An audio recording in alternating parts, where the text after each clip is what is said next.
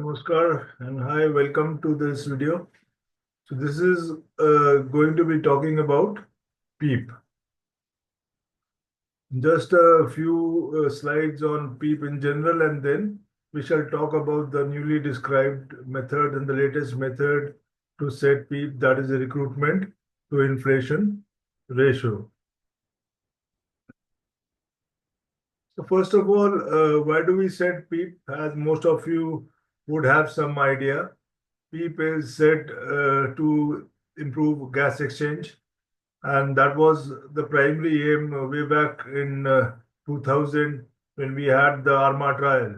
But subsequently, we have moved on, and now PEEP has become more important in terms of reducing villi. So we have to reduce the atelectative trauma. We have to open up collapsed alveoli. We have to even open up airways, because now it has been realized that it's not only the alveoli but also the airways which collapse. And we have to reduce the strain and stress and also the hemodynamics, which come from pulmonary vascular resistance. So as far as pulmonary vascular resistance is concerned, it actually varies with your functional residual capacity. If there's a normal lung, then at normal FRC, which is around 2 liters, your pulmonary vascular resistance is least. If your FRC goes below this or above this, your pulmonary vascular resistance rises. So PEEP grossly is responsible for all this, for gas exchange, for reducing villi, and for influencing the pulmonary hemodynamics.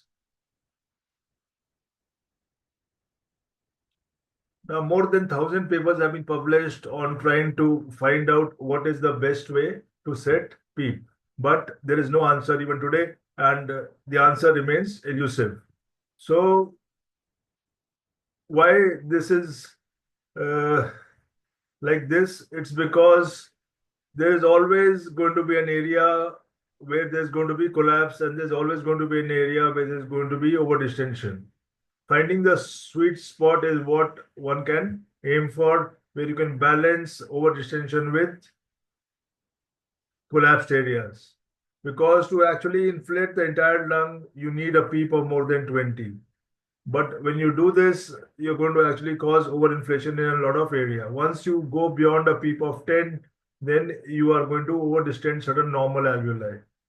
Therefore, there is always going to be overdistension in some areas, and there's going to be collapse in some areas, depending on the PEEP you are setting.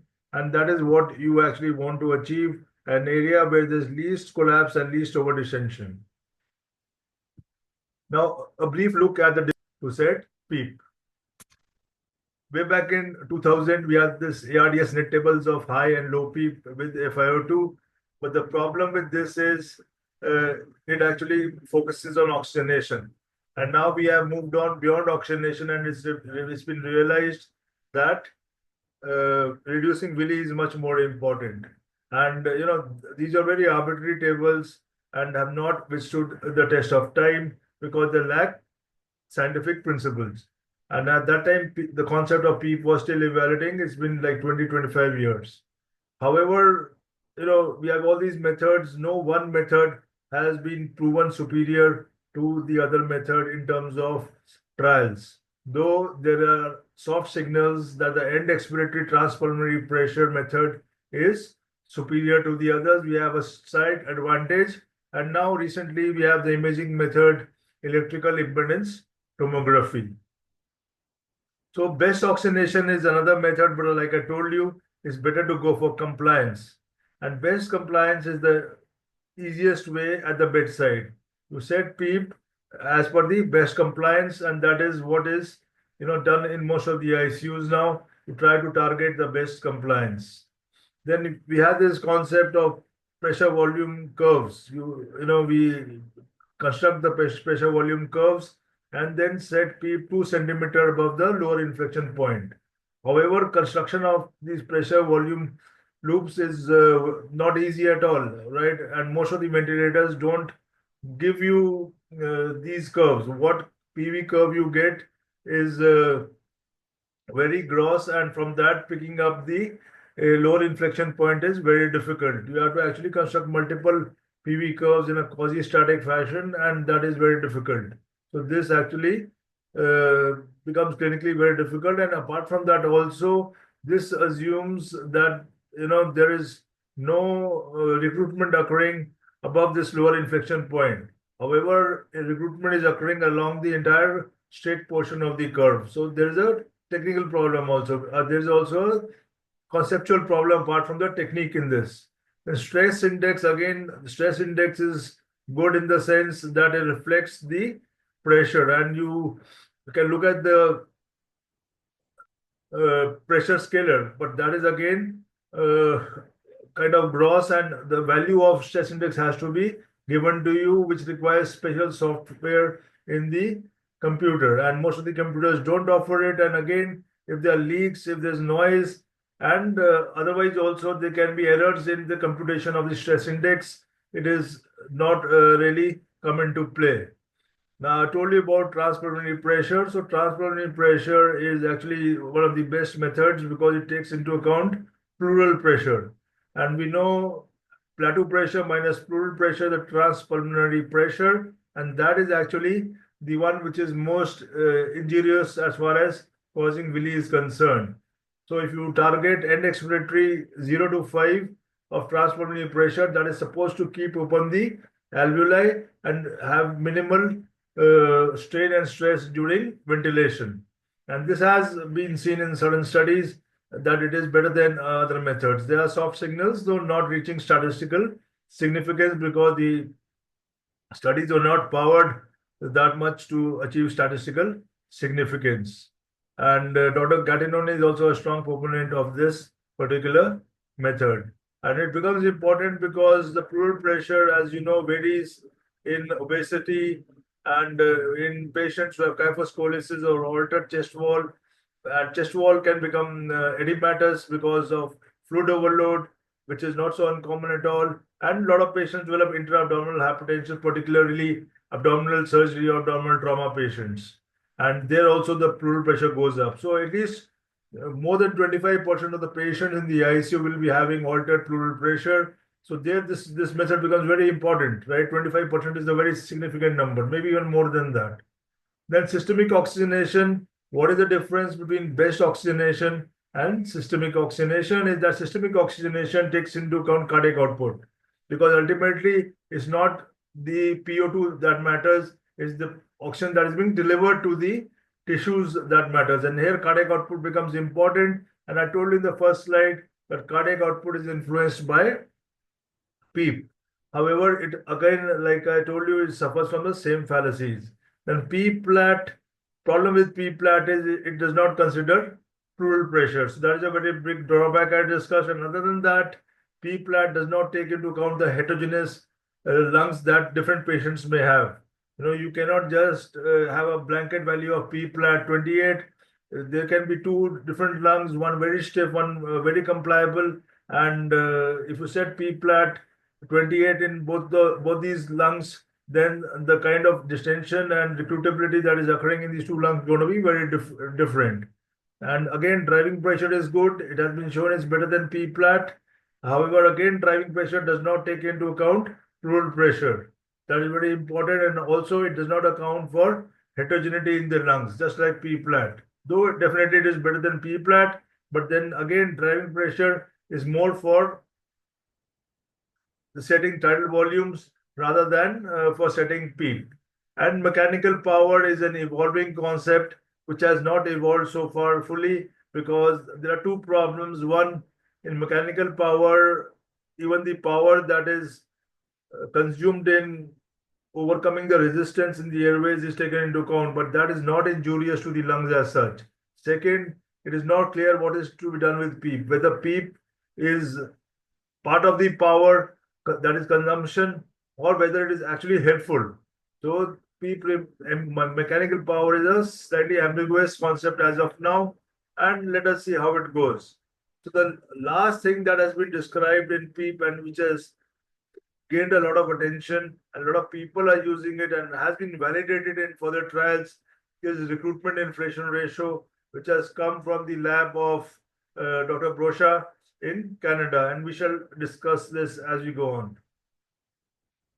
Now, I told you all these methods, but what is to be done with PEEP? What method to be followed? So I would recommend use static compliance of the respiratory system, easy to use.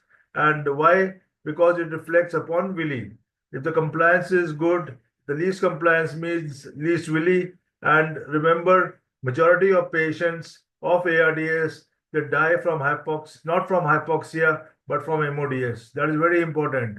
Please remember this and note this, that they don't die of hypoxia, but from MODS. And MODS comes from Willi, right? Hypoxia would become important in terms of setting up oxygenation levels. But most of the times you are able to achieve your PO2. And if you're not able to achieve your PO2, then you have to go in for other methods like proning, etc. So please remember, static compliance is the best bedside method as of now, when you don't have sophisticated uh, options with you. If you have esophageal catheter, then and you're working in a sophisticated ICU, then you can go ahead with measuring pleural pressures and transpulmonary pressures. That is even better, but that definitely requires insertion of a esophageal catheter. And computation of pleural pressures also is not so easy. One has to be very scientific about that. And now you have electrical impedance tomography coming in. So here, this is lung imaging to set PEEP. You can use a lung ultrasound also, but it is operator dependent, and you may not be able to get good images due to certain restrictions. Then CT is the gold standard, but CT actually requires shifting the patient, multiple cuts, lots of time, and it's not feasible clinically, only for research purposes. And then lastly, we have electrical impedance tomography, which is very new and which is being done more and more. So this is the machine here, which is used for measuring electrical impedance tomography. And in blue is the image of the ventilated lung you can see, and red is perfusion images also, which you can get. So those are the kind of images you get. And on right is the equipment, the electrodes which are hooked to your chest, and this is connected to the machine, EIT machine, and small amounts of current are passed through these electrodes, which then interact with the lung, and air and water was in the air and water in the lungs, and these images are generated, which you can see. So this is actually very useful, and you can see in real time what is happening. Suppose you change the settings of the ventilator, you can see the changes occurring simultaneously in the EIT machine, where air is going, where air is not going, what kind of perfusion you are getting. So all these things can be seen in real time. So it's very nice, and it is the latest technique, but definitely it is not available everywhere. And how much time it will take to come, we do not know. And a lot of research is actually going on with the EIT now. Now, moving on to a very fundamental question, what is recruitment? So, recruitment has been described as gaseous tissue regaining aeration as seen by imaging. This is by Professor Luciano Gattinoni, who has shaped ARDS over the last 20-25 years and can be called the father of ARDS in no uncertain ways. And sadly, he passed away just 2 months ago because of cancer. And we have been really sorry to see him go. Increasing lung volume while pressure remains constant has been the description given by Professor Laurent Brocha. And to all of us generally, and to most of the people, it would mean improvement in aeration of collapsed alveoli. Please note that recruitment quantified by imaging is different from that by respiratory mechanics. And also, please note, whenever there is going to be ideal recruitment, there will always be some overdistension, as already open alveoli will get air and hyperinflate, leading to a regional decrease in compliance while the global compliance increases. And if there is a lot of overdistension, this will lead to an increase in stress and strain, and there can be significant Willi. And you can see here in the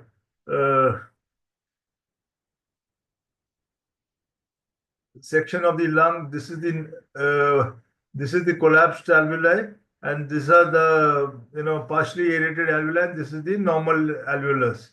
And when you're going to give a PEEP, you're going to give volume. So some of the volume will go in here, hyperinflate, and will open up the other collapsed and partially aerated airways. So there's always going to be heterogeneity in opening up the alveoli. Areas of over distension are going to occur if you're going to give enough PEEP. Now, the problem with compliance is that it has been quoted by certain people that compliance may not be the best thing because of this one trial, especially ART trial published in JAMA in 2017, in which mortality was increased when they set the PEEP as per the best compliance in the intervention group. However, the mortality was increased primarily because they used very high levels of PEEP in this. They went up to a PEEP level of 35, 40, and a lot of barotrauma occurred. So whether the mortality was because the setting was of best compliance or because of high PEEP, one has to question that. Therefore, you cannot really say best compliance is not the best method at the bedside, short of the measurement of transpulmonary pressures or EIT. Best compliance is probably the best thing we can do at the bedside. Though there are other arguments also against compliance, like I told you, areas of hyperdistension can occur even with compliance being really good. And here again, this is a electrical impedance tomography graph. So if you see this here, this is the compliance of the respiratory system. On top, the entire total compliance, while here in these circles here is the compliance of the dependent area. And here, this is the compliance of the non-dependent. So you're on the x-axis, you are increasing the PEEP. As you increase the PEEP, beyond a PEEP of 10, you see the compliance in the non-dependent area starts falling because they get hyperinflated. All right. But the compliance in the dependent area goes on increasing and the global compliance goes on increasing. So here you have the best compliance, which is correlating with the compliance in the non-dependent region. Sorry, in the dependent region, while the non-dependent region is actually having decreasing compliance here. So this is over distension here, while this is getting optimally distended. So you see that is the problem with even best compliance, that there will be areas which are hyperdistended and having poor compliance. And when you do proning, there is equal distribution of alveoli,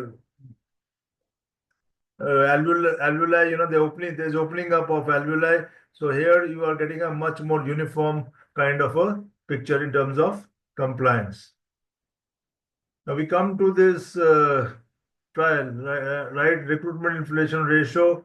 This was a prospective clinical trial in 2 centers in Canada, in which 45 patients were studied, and this was in 2017, published in American Journal of Respiratory Critical Care Medicine, conducted by Lucian and so many other authors from the lab of Laurent Brocha, who is one of the father figures of respiratory critical care. So this was the first study to quantify recruitment in ARDS patients. So this was the first study to actually look at recruitment, study recruitment. And the PEEP was set on the basis of how recruitable the lung is. The lung mechanics was studied at low PEEP 5 to 8 and higher PEEP 15 to 18. And the recruited lung volume is the volume added to the collapsed lung upon increasing PEEP. And the inflation volume was the air that inflated the aerated baby lung. Okay, so the baby lung, what is baby lung? Baby lung is the lung which is aerated or having some partially aerated alveoli. Mainly totally open alveoli with some partially aerated alveoli, that is called baby lung. And I'm sure all of you have heard about baby lung. Now the compliance, that is C-rec of the recruited lung, and the compliance of the baby lung was calculated, and the ratio is the RI ratio. So you compare the two compliance, right? One is the recruited lung. And what is the recruited lung? The recruited lung is the lung that opens up when you give PEEP. When you give the higher PEEP, the lung that opens up is called the recruited lung, and baby lung compliance is calculated at the lower PEEP, what is already existing, right? You go from a lower PEEP to a higher PEEP. So what is R by A? Ratio of volume recruiting collapsed alveoli over volume causing inflation in baby lung. So let us say, you have this patient at a PEEP of 5, and at a PEEP of 5, you have a tidal volume of 500, okay?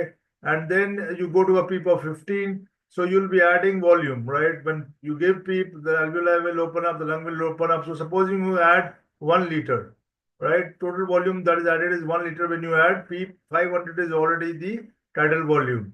So this 1 liter, out of this 1 liter, 333 goes into the collapsed alveoli. It opens up the collapsed alveoli, while 666 goes into the already present baby lung, which are open alveoli. So what is the RI ratio? 333 by 666, that is 0.5. So that is what is actually the whole thing about R by I. Now, when they did this study, they found that if the RI ratio was less than 0.5 in some of the groups, and greater than 0.8 were called high recruiters, and less than 0.5 were called low recruiters. In the group between 0.5 and 0.8, they were not able to classify this group, whether they were high or low recruiters. So in the group that was less than 0.5 RI, they gave low PEEP 5 to 8 because they were low recruiters. They had a low tendency to recruit. And if the RI ratio was greater than 0.8, they were high recruiters, and they gave high PEEP 12 to 15. And they gave, and they found that that was the PEEP that they required. It was not just giving arbitrarily. The median RI ratio was 0.5 in this study, and on the basis of this, they classified a high group and a low group in terms of recruitment.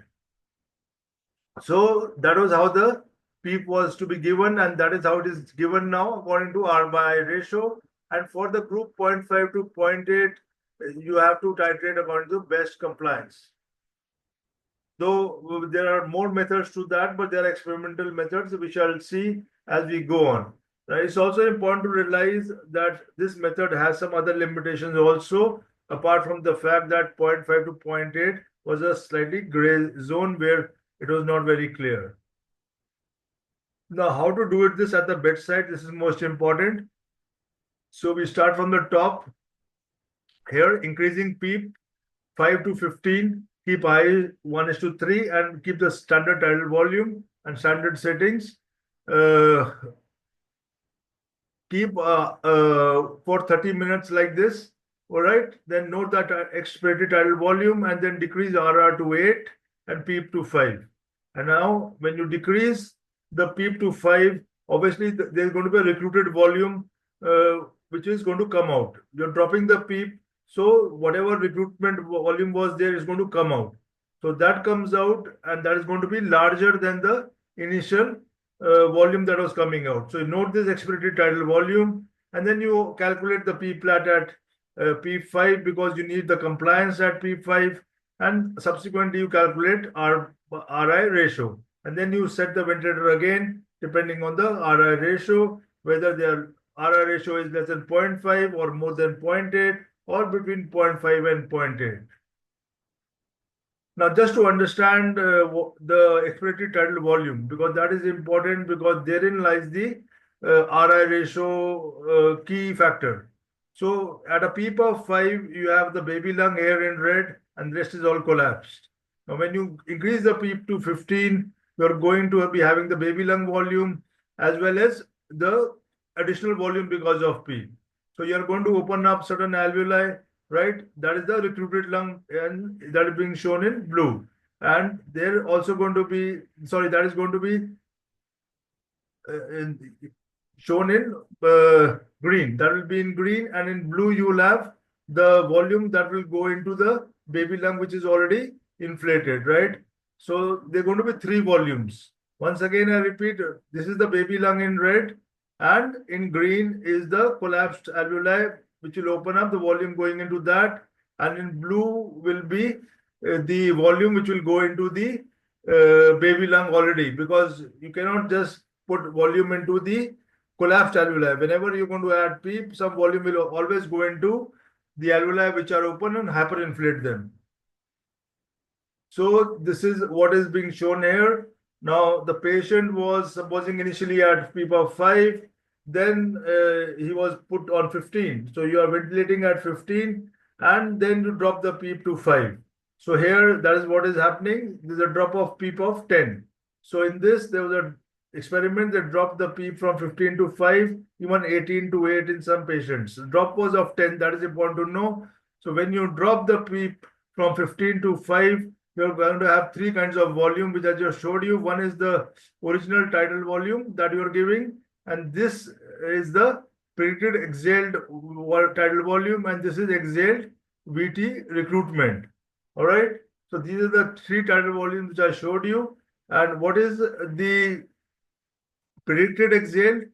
Predicted exhaled is the amount that goes into the baby lung depending on the compliance of the baby lung. All right. So there's going to be a PEEP change from 5 to 15. So when there's a PEEP change, whenever there's a pressure change, you have a compliance of the baby lung. So the volume will be added according to that, right? Because compliance is equal to change in volume over change in pressure. So here, though the PEEP is dropped from 15 to 5, initially the patient was at 5. So when you go from 5 to 15, obviously at 5 you have this baby lung. And baby lung has a compliance, and you increase the P from 5 to 15, so the change of pressure of 10. So when there's a change of pressure of 10, as per the compliance of the baby lung, volume will be added. And at the same time, you will be opening up collapsed alveoli. So that is the recruitment, that is the recruited lung. Those are the three volumes that we are getting here. So RI ratio recommended PEEP, once again in graphic form. RI less than 0.5, low PEEP 5 to 8, and RI greater than 0.8, high PEEP 12 to 15, between 0.5 to 0.8 is not clear. So you have to set it as per the compliance, best compliance.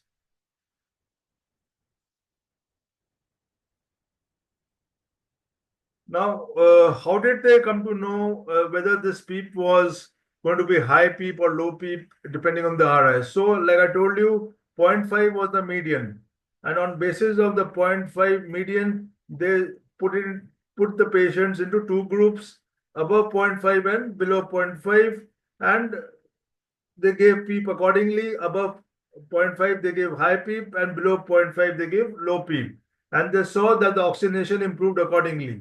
All right. So if they give low PEEP in RI less than 0.5, the oxygenation improved, and similarly, if they give high PEEP in greater than 0.8 RI, the oxygenation improved. Between 0.5 and 0.8, there was no consistent response. That is why it is not clear, and you have to set it as per the best compliance. Of course, oxygenation is not the best way to assess, but that is what is used at the bedside. That is another somewhat of a drawback. But like I told you, no method is perfect, but this is a good bedside method R by I ratio, because it takes into account recruitment and recruitability of the lung. So subsequently, Greco et al. Have confirmed that the method is valid, and also they saw that if you want to see between 0.5 and 0.8 RI ratio, your PEEP drops have to be very small, not 15 to 5, but you have to drop by 2 or 3, like 15 to 13, 13 to 10, 13, then 10 to 8, like that. And this is called a granular drop in PEEP to bring out the granularity in the change in the expired volume, right? Otherwise, you cannot make out with a large drop. That is the problem with dropping from 15 to 5, but then you cannot do this at bedside. You need to calculate end expiratory lung volume, because the drop is going to be very small, which needs advanced techniques. Therefore, that is not possible at the bedside. But scientifically, that is the theory and that is the concept. They also saw that the Willi, that is the dynamic strain, correlated with the recommendations in the trial that was done by Lucien and Dr. Brocha. Now, what are the calculations for RI? So please remember compliance is equal to V by P. So for this, first of all, we have to calculate the compliance of the recruited lung. So recruited lung is the lung which opens up, and it is defined as the volume of the recruited lung divided by the effective change in pressure over which recruitment is assessed, that is delta P recruited. So Crec is equal to volume recruited over delta P recruited, and delta P recruited is the difference between PEEP high and PEEP low, which was generally 15 and 5. So Crec is equal to volume recruited over PEEP high minus PEEP low. The difference between the measured expiratory tidal volume upon dropping PEEP and the predicted one, that is from the compliance of the baby lung, is the recruitment caused by higher PEEP. And delta volume recruitment is measured delta ETV minus predicted ETV. Now, predicted ETV in baby lung is equal to compliance at low PEEP is equal to VT baby lung over PEEP flat minus PEEP low, and compliance of the respiratory system at low PEEP into PEEP high minus PEEP low. So what you get? Compliance of the recruited lung over compliance of the baby lung at PEEP low, that gives you recruitment over inflation ratio, that is compliance of the recruited lung over compliance of the lung at PEEP low. Further on, they constructed PP curves to confirm their recruitment, and these were the kind of graphs that they got. Also, please remember that there's this concept of airway closure. They have seen, and it has been observed now, that it's not only the alveoli which collapse, but the airways also collapse and close. And in this study, 33% of the patients had complete airway closure. So if you see here, this electron microscope photograph, there is no airway visible. You increase the PEEP, something is here, then something more, then opening, and then complete opening at PEEP 12. So, and you can see this here, there's no airway visible, alveoli collapsed, and then you have at PEEP 12. And if you look at it graphically, so if the airways are open, there'll be a steady rise of volume with pressure. But if the airways are collapsed, then you go on increasing the pressure, nothing will happen till a certain point when there'll be a sudden increase in volume.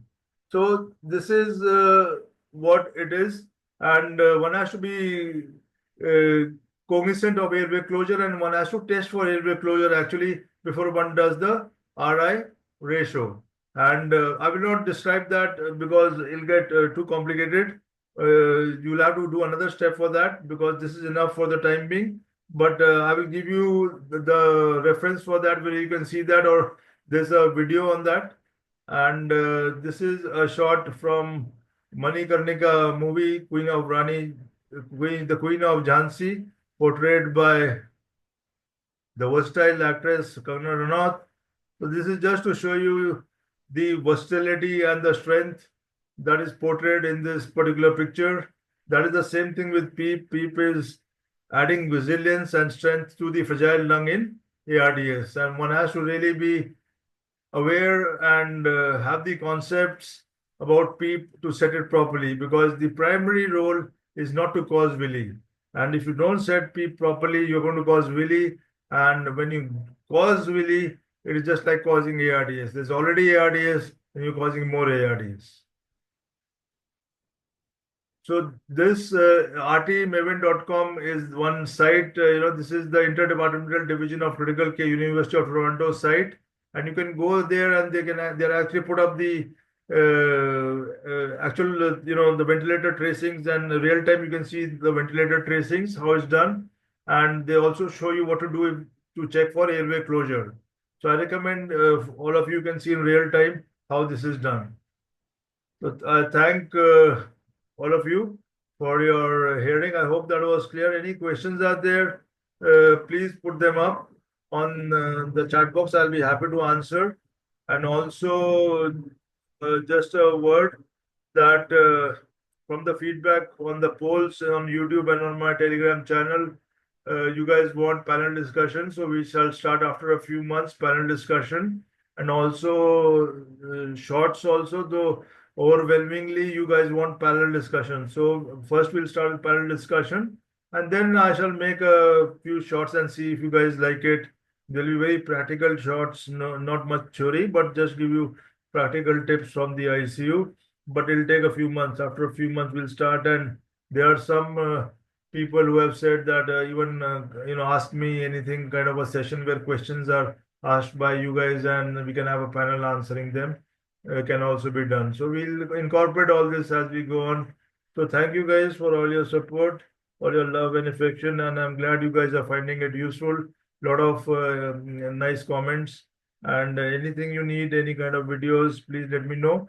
I've tried to incorporate all your requests so far, and the last request was for diabetic ketoacidosis webinar, which we'll be having this week on 9. So bye bye, take care, and Khuda Hafiz.